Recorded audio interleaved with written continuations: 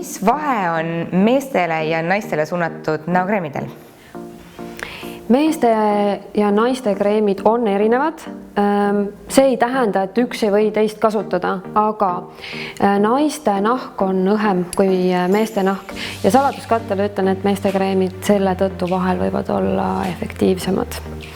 Et kui sobib tekstuur ja kui sobib lõhn, siis praegusel ajastul, kui uniseks on moes ja me kanname oma boyfriendide riideid ka, siis tegelikult võib kasutada ühte ja sama kreemi, aga eeldus on see, et nahatüüp peab olema sama, sest kui ühel on rasune nahk ja teisel on kuiv nahk, siis nagunii ei saa sama kreemi kasutada. Et eelkõige, kui te valite kreemi, siis ärge vaadake nii väga seda, kas see on meeste või naiste, aga et see sobiks teie nahatüübi ja nahaseisundi ja nahaolukorraga. See on palju tähtsam.